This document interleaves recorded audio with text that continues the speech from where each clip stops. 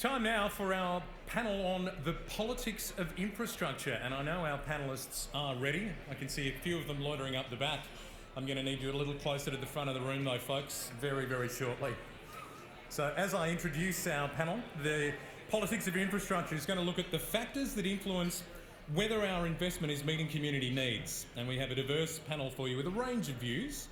So please make welcome, as they make their way up onto the stage, Peter FitzSimons AM, journalist for the Sydney Morning Herald; Maryanne Graham, the Director of Corporate Affairs for Western Sydney Airport; Chris Johnson is the Chief Executive Officer of the Urban Taskforce; Councillor Angela Vithoulkas is an independent councillor on the City of Sydney; and our moderator is Larry McGrath. He's the Executive General Manager, Customer and Corporate Affairs for the John Holland Group. Please make them all welcome.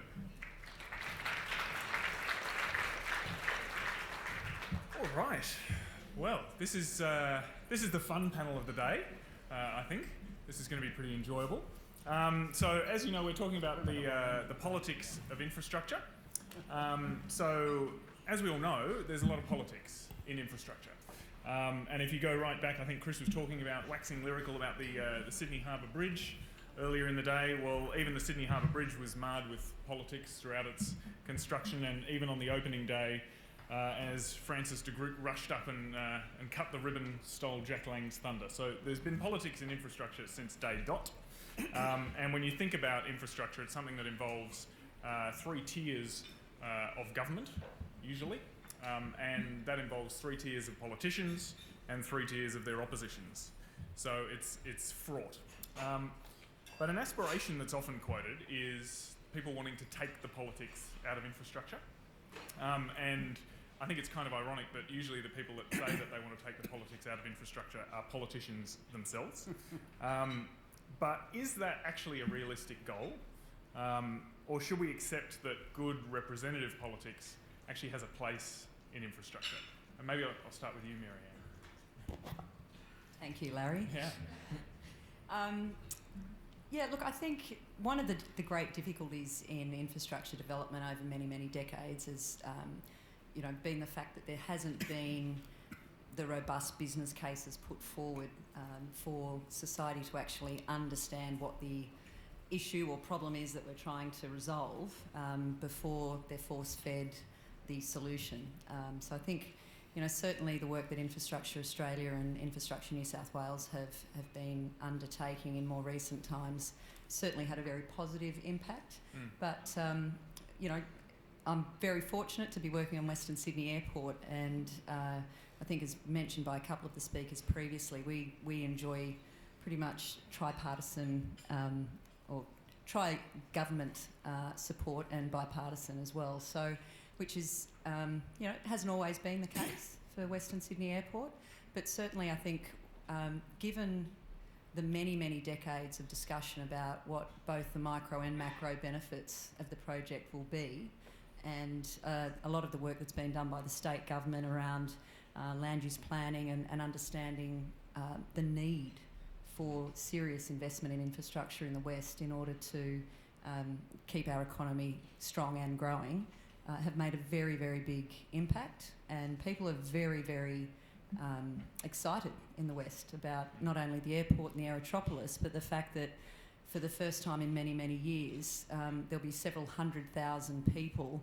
who are affectionately known by Jeff Roberts as the Squinters, who travel every day up to 2 hours into the sun to get to work, and then of an afternoon turn around and travel back into the sun to get home to their families. And thankfully, under the new 30-minute city plan that state, federal and local governments are all supporting, hopefully people will have the opportunity that's afforded to people on the eastern side of the city. Great. Larry, can I ask a question without notice? Yeah, of course. What are you going to call the new Western Sydney Airport? Thanks, Peter. I won't be actually naming the airport myself, although I do have plenty of ideas. Do you want the to Peter throw your FitzSimons hat in? Yes, I do. Airport No, does I have a want to ring make to a it. suggestion.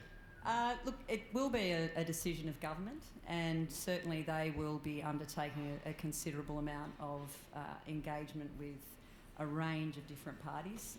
But it's not locked in at the moment. No, it's not locked. I think it should be the Lawrence Hargraves Airport.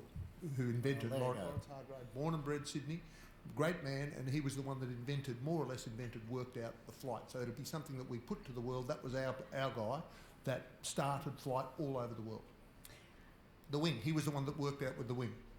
Thank you for that, Peter. I'll pass that Maryanne. on Or to an the Prime Indigenous Minister. name. Get onto it, Maryanne. I will. And I'm sure there are no other opinions in the audience either. But, I'll take that one on board. But they're and in the write it audience, so maybe we'll just back to the original question.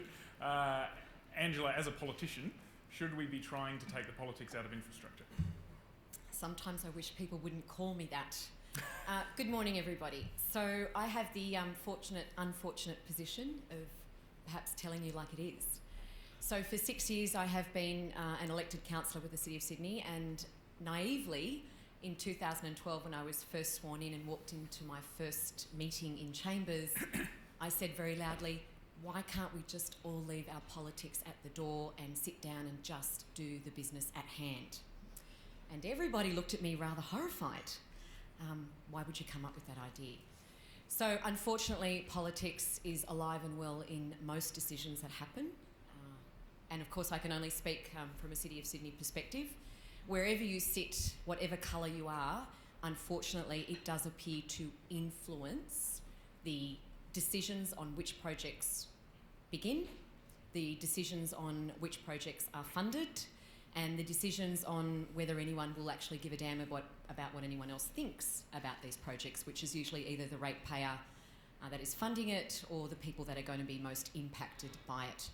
So I have an opinion about the politics on infrastructure, but the facts are, they are there.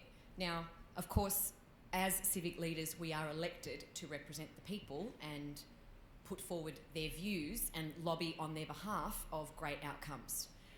But it takes a very brave politician to do the right thing for the right reasons and not feel that they should walk with their back against a wall for any length of time because they'll either be deposed, sacked, shown the door, or just not re-elected next time. Now, I've never had that issue because I'm an independent.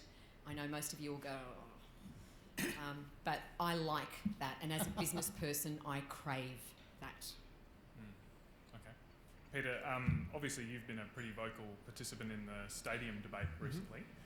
What have you taken away from that and that original question of, are we naive to think we can take the politics out of infrastructure, or should it be there? For me, the lesson out of the stadium debate was it's all very well for the government and politics to say this is what's going to happen, but you have to have the people with you. And there was a brilliant piece written in the Sydney Morning Herald about this. As a matter of fact, I wrote it. and I've never seen anything like that stadium thing. And just by way of background, so the government announced $2.5 billion to knock over. It ended up being $2.5 billion to knock over 3 existing stadiums, stadia, if you will, when there was no public demand to do anything like that. My son said to me on a Thursday afternoon, gee, Dad, that's, and he's never expressed any vision, any opinion on sport one way or another, and said, that's just outrageous waste of public money. And I thought, gee, if it's reached him, it must have reached a lot of people. I wrote the piece, I put it to the Herald at about 4:55. It went online 5:03. It really went very quickly. And about 10 minutes later, I heard this sound behind me, and I looked around, and there were 50,000 people with torches saying, "We march tonight." And the thing being, people absolutely pissed off, putting taxpayer money behind knocking down existing infrastructure to replace it with new infrastructure when there are so many things crying out to spend that money on. So the lesson for me out of that is the government, before you put your money towards infrastructure, you've got to have the people behind you. Okay. I would like to jump in with a question without notice here. It's the official term.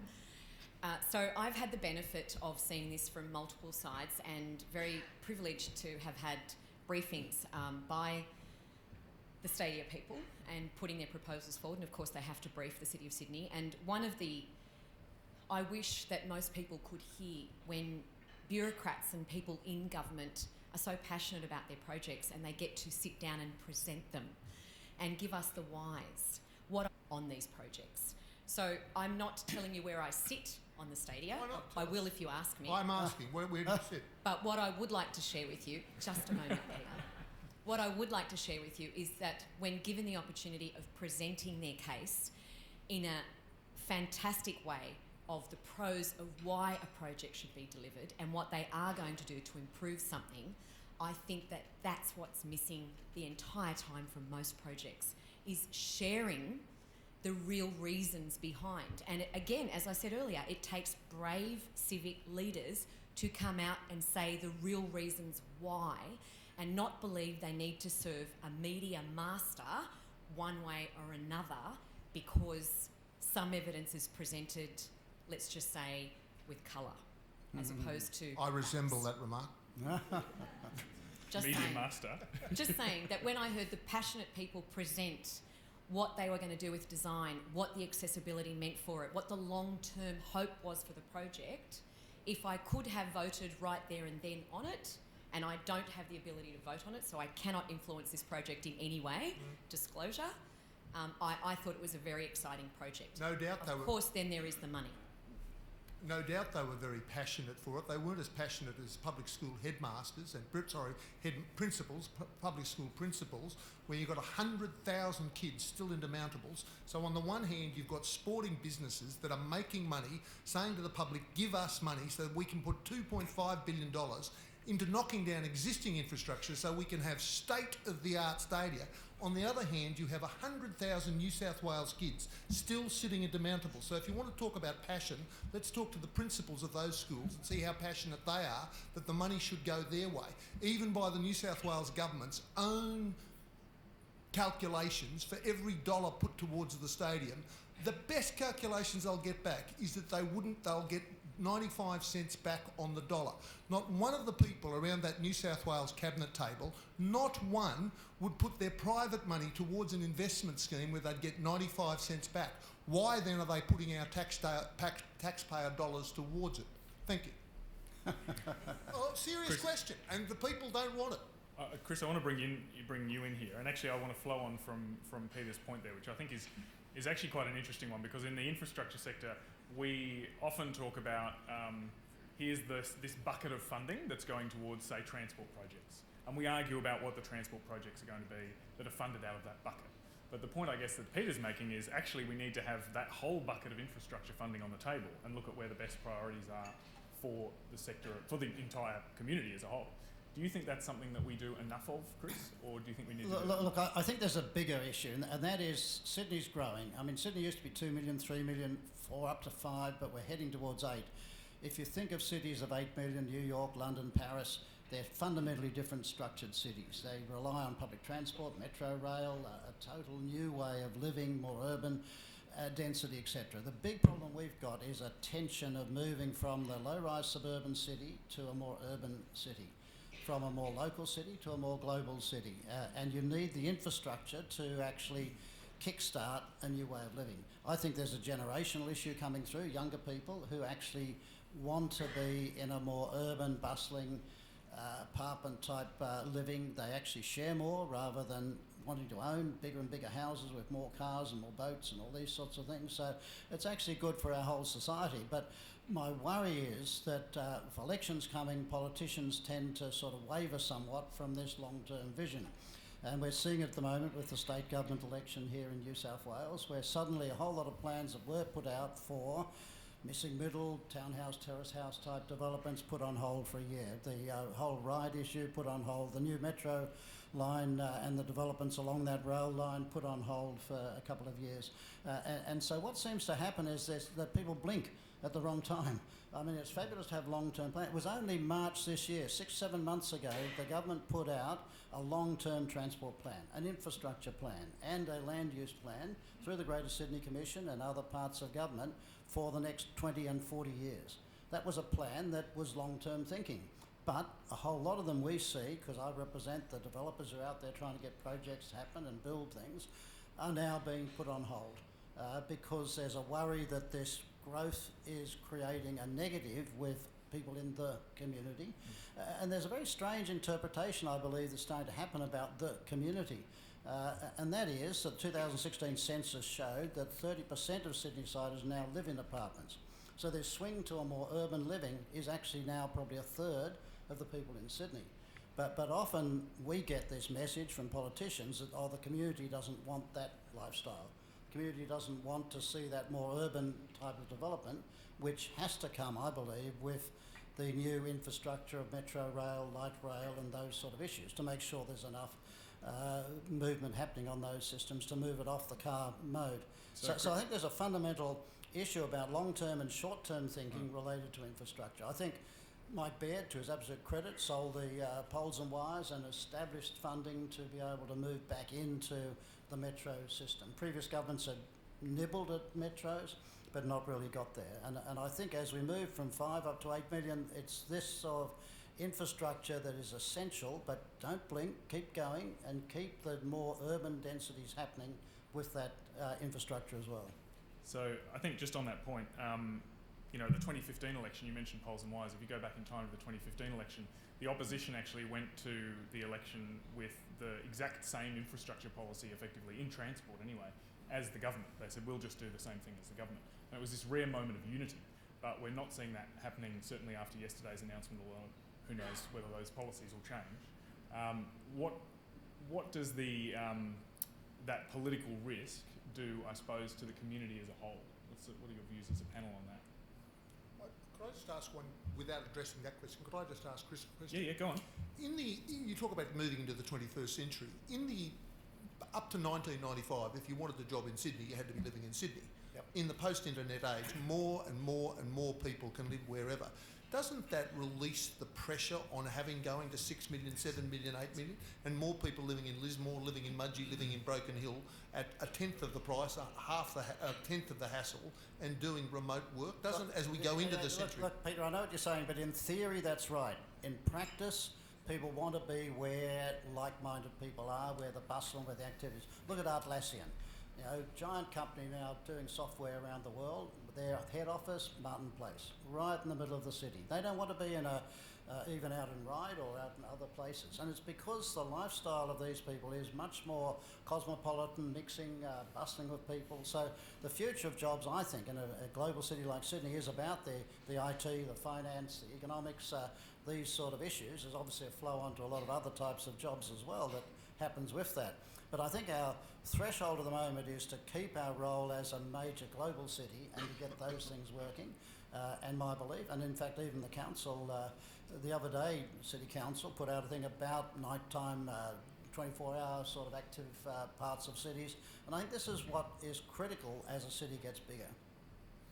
Angela, Maryanne, you want to say something? I was just going to say, I think to understanding what the definition of a city is. I mean, if you look at the local government approach, you have Liverpool City Council, Penrith City Council. We've had for many, many generations lots of small cities. Much of what you're now referring to, Chris, would seem to be the urbanisation in what is known as our traditional CBD. The work that's being done now is to assist in ensuring that the central or harbourside CBD that we have now doesn't become the only hub for greater Sydney, and that importance, and we've seen it with Parramatta, the fact that it has grown exponentially in terms of becoming a true CBD in its own right over the last few decades, and we hope to see that happening even further west. So whilst I take your point that I think you said 1 in 3 people are living in apartments, I would love to see how many of those people do so by choice, as opposed to necessity, and also just how are we going to ensure that the infrastructure, both social as well as the transport and other infrastructure, health and education and so forth, we just can't possibly keep cramming more of those things in, whether they via high-rise or otherwise. We need to make sure that we are providing now for the future. And I think to the Harbour Bridge case, I think is a terrific example. When that was built and opened in 1932, there were 10,000 vehicles that crossed that bridge each day. Now there's 170,000. Sorry? Imagine the BCR on it. Well, exactly.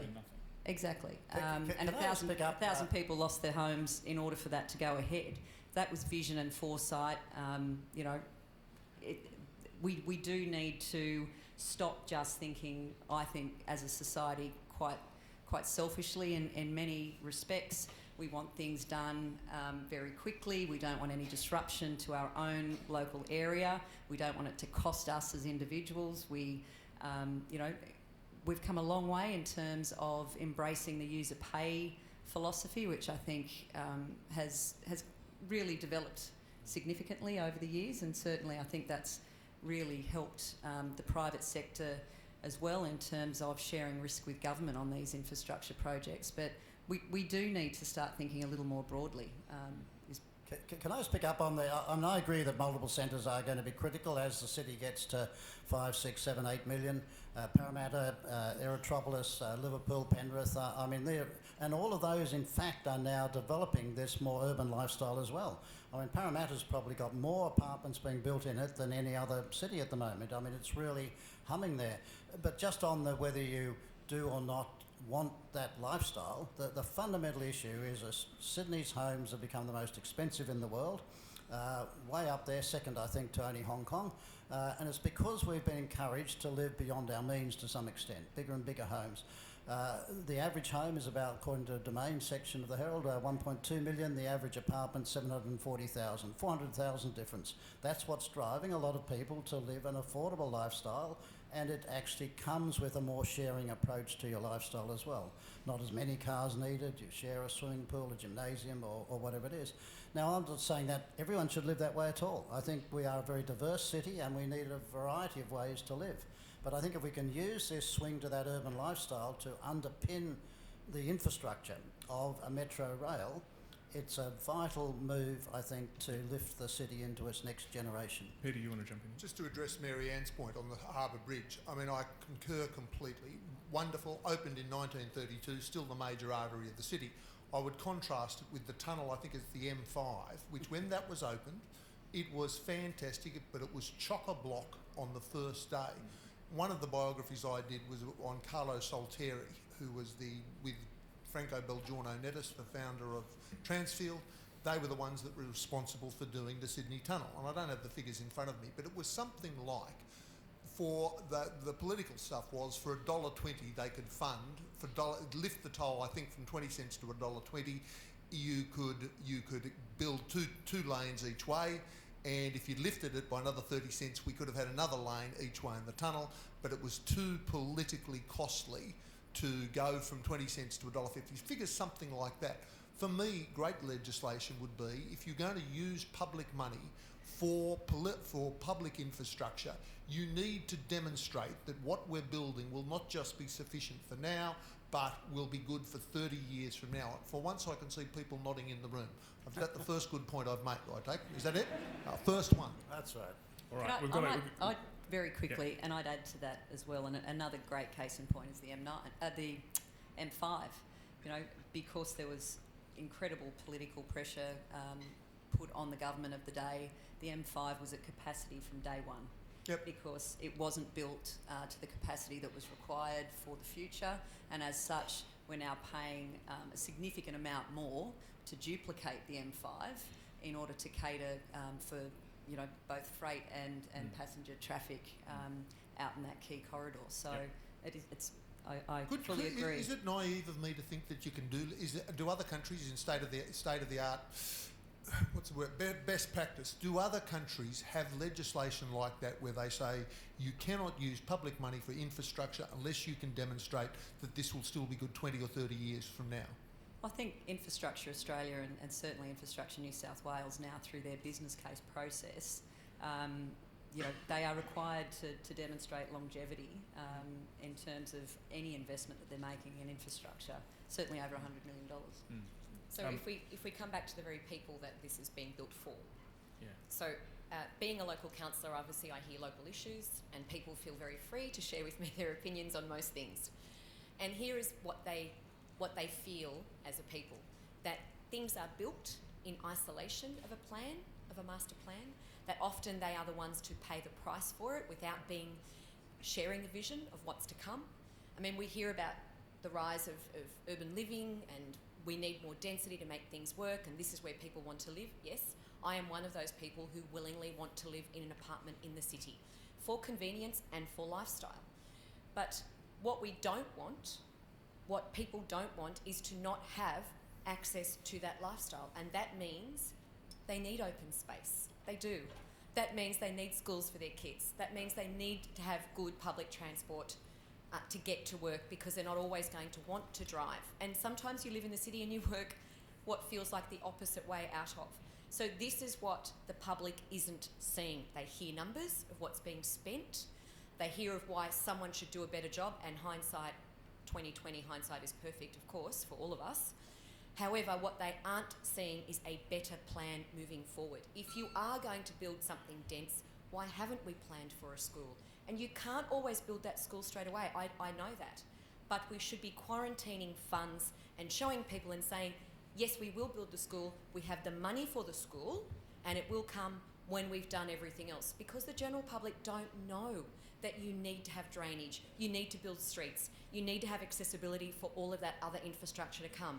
And while we shouldn't have to give them an engineering lesson, we should be able to explain things in a common sense way so that they get behind everything, knowing that there is no miracle overnight, but we do understand what's going on, and that's what's not being shared. Can I just Angela, say, hang on, Chris. I do have a question from the audience here, so I do want to go to that. Well, just quickly, I mean, the government did establish the Greater Sydney Commission to do exactly what you're talking about. Without teeth. A city-wide, metro-wide organisation to do the plans that lifted up infrastructure, transport and land use planning and all those social services and the amount of open space. I mean, the plans are, telephone books of material in them, and it's all in there.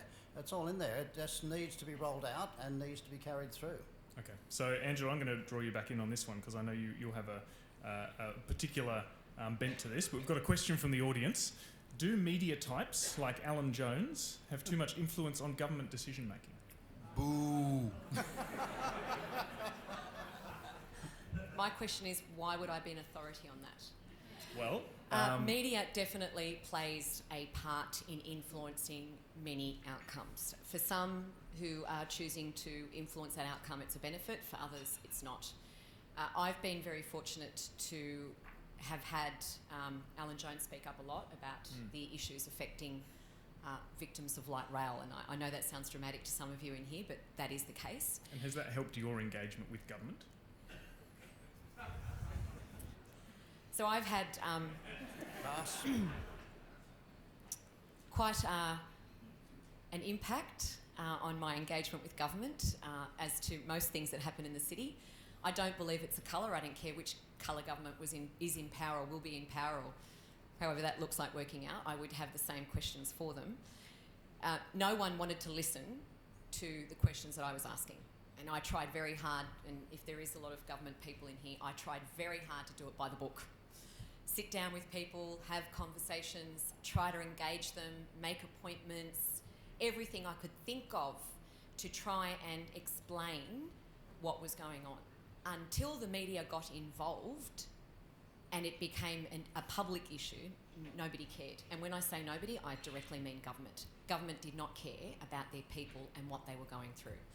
So that went on for me for 2 years of while I tried to do everything right. So I have had the benefit of Alan Jones and other media finally picking up the gauntlet and bringing it to government and highlighting it. So yes, I feel that often media does play a part, but I have seen media play a very negative role in which subjects they choose to amplify, because there are lots of people out there who are impacted by different projects, not just light rail, and they don't even get a look in because it's not media worthy.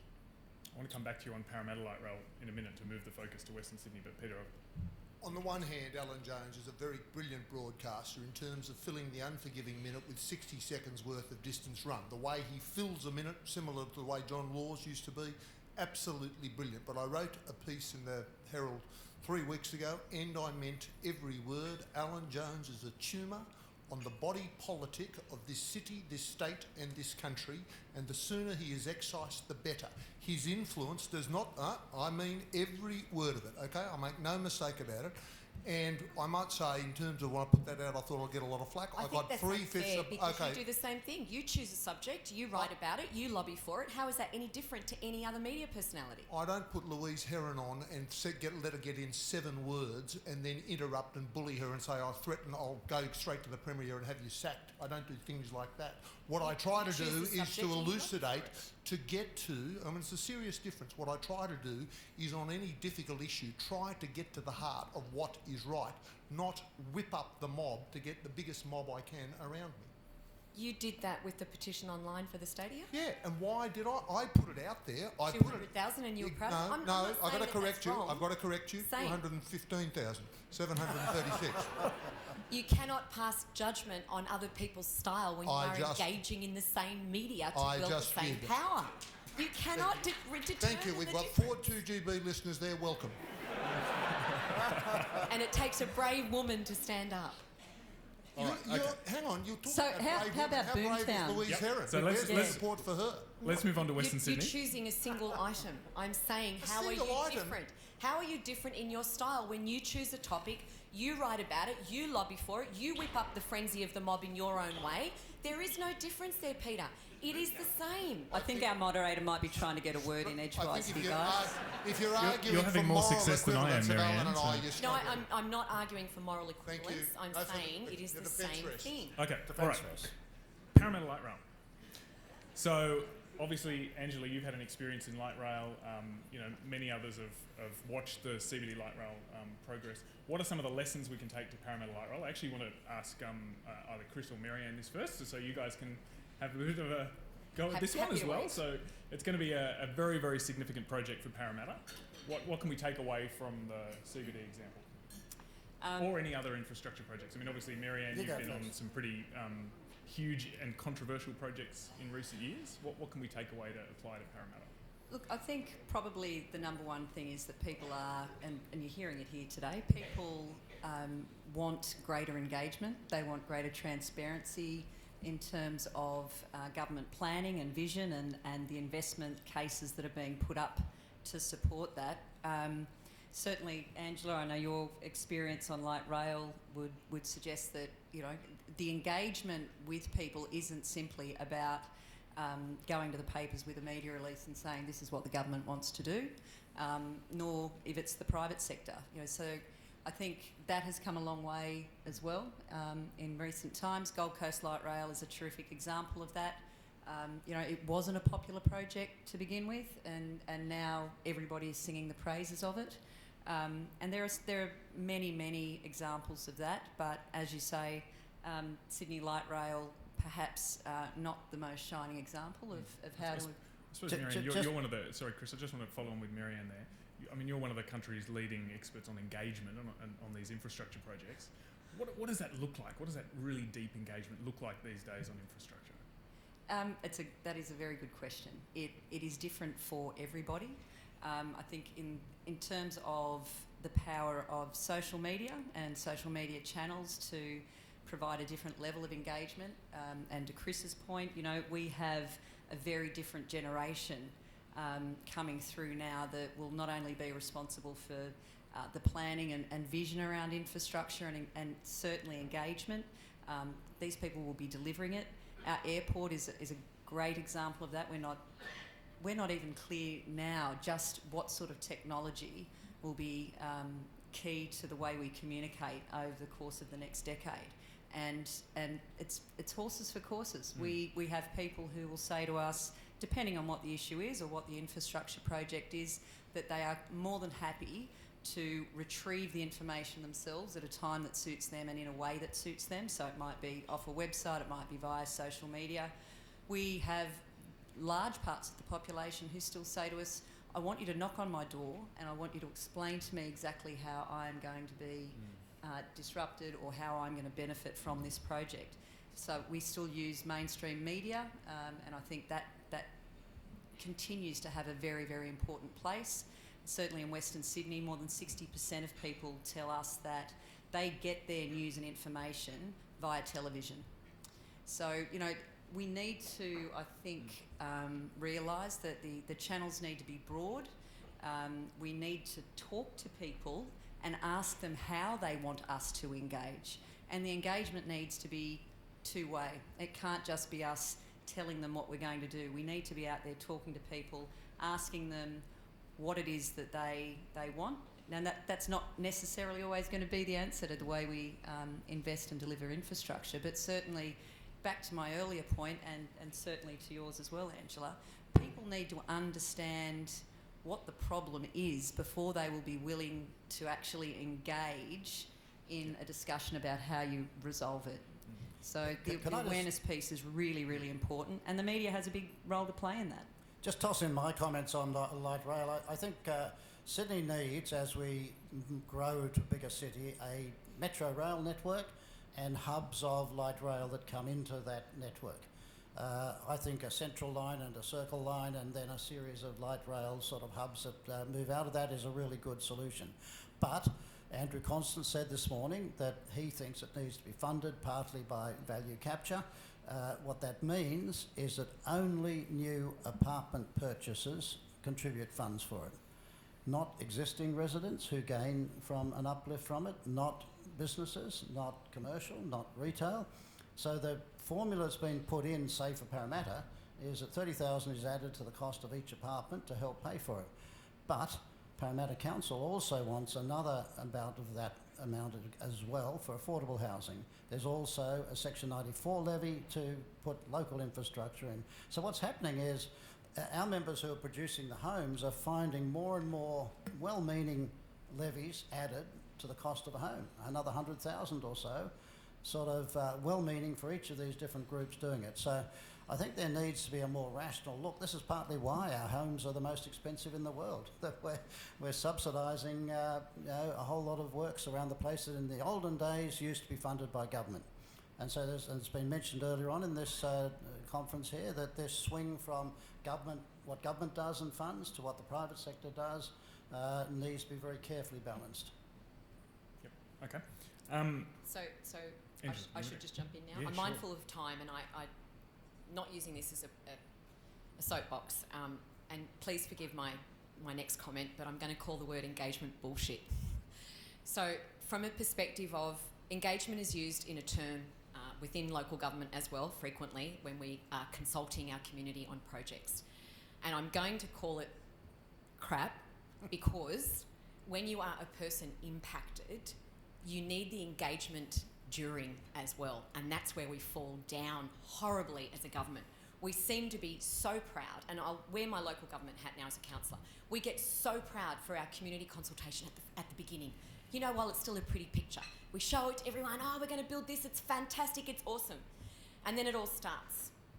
And never do we show up to understand and go through that same journey with our community when they are impacted, whether they are residents or businesses or commuters in every way.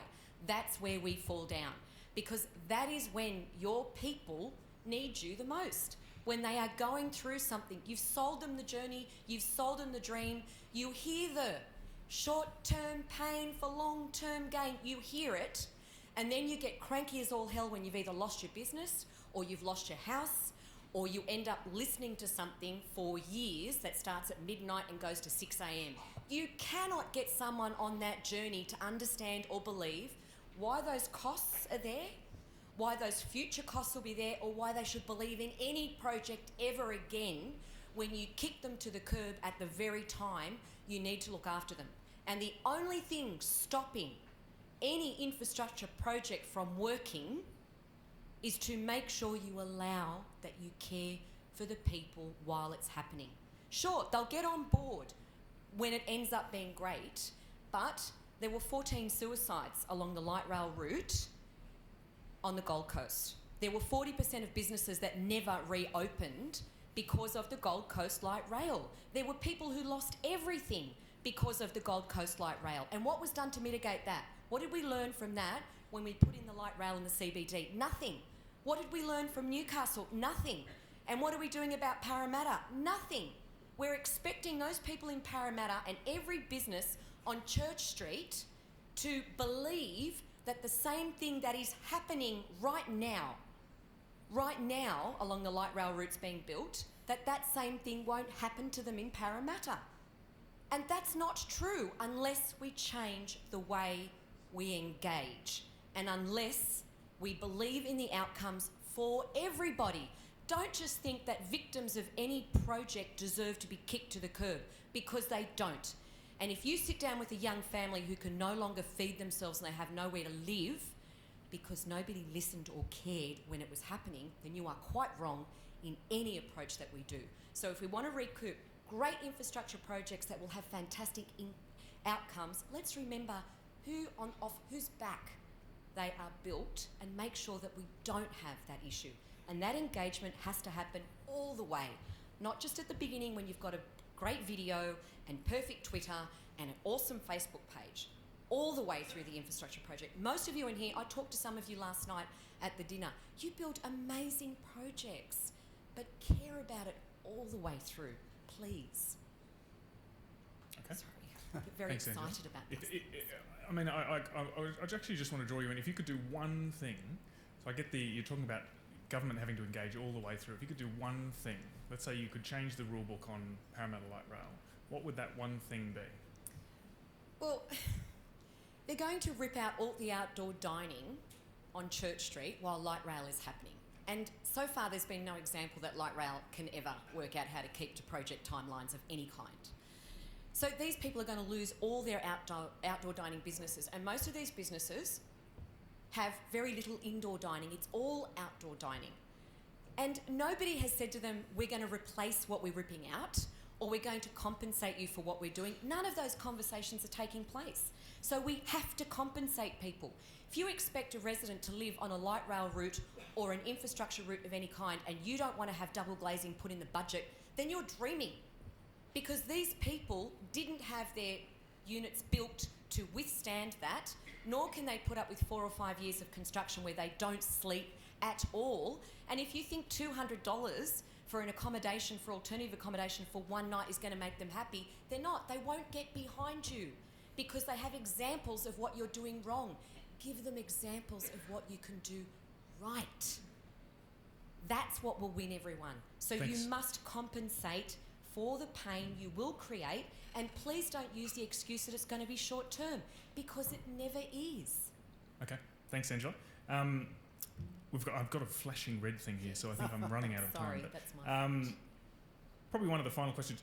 In both Victoria and New South Wales, governments of different colours, infrastructure is really at record levels at the moment, but that the real concern around infrastructure fatigue is starting to hit.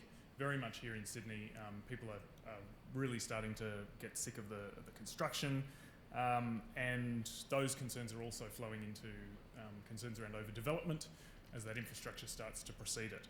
Are we now being exposed as a bunch of NIMBYs, or do we need to be doing something fundamentally differently in the way that we're building? Peter, if I can draw you out on this one, maybe. I'll pass on that one, please, Tony, and come back next week.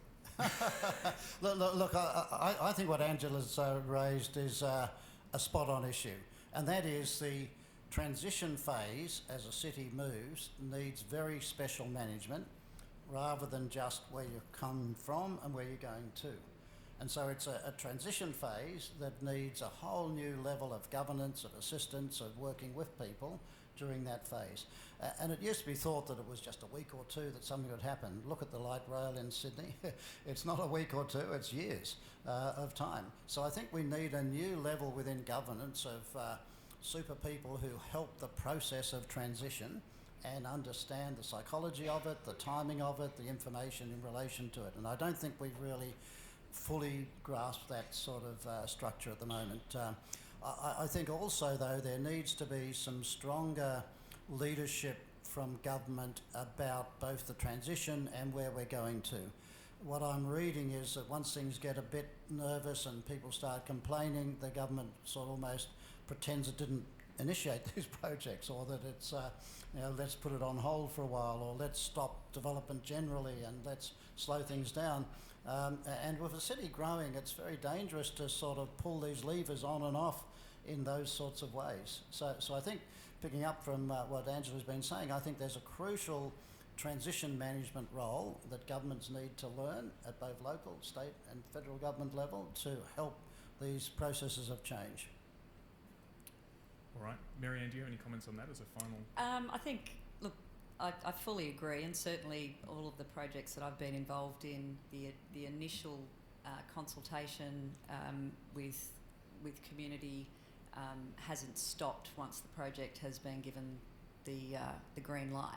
It is probably, and I know that there are a lot of people in the room right now who day in, day out are responsible for going out there and talking to the people who are impacted by these projects, and it's a tough gig. It's a tough gig for the people who are out there having to, try to A, understand what these issues are, and B, work with government and the private sector to help resolve them. But at the end of the day, there is no harder gig than being the person who is disrupted.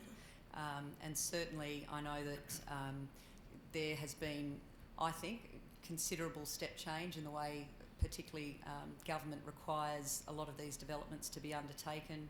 The fact that particularly around noise abatement, compensation, property acquisition, all of those things hadn't had the attention that they really deserve for a very, very long time. And I think certainly through voices such as Angela and others, government is starting to really look at these things with a much different focus. Yeah. I think probably one of the biggest challenges that we have is how you roll in a lot of those mitigation strategies, because they always seem to have quite a big impact on business cases if you're only looking at the economic side of a business case rather than the social impacts. And we're starting to see much more of the social impact being included. Thanks, Maryanne. Very quick final word from Peter. Just finally, I think that I'd like to finish by saying that despite all the problems with transition and the problems with building and infrastructure, can we all agree in this room that we unite behind Paul Keating's words, if you're not living in Sydney, you're really just camping out. Thank you. Yeah. All right, Western Sydney as well, that Western includes. Sydney as well, Sydney. that includes. If you could please join me in thanking our very lively panel today. We've got Peter FitzSimons, Maryanne Graham, Chris Johnson, Angela Vithoulkas. Thank you very much.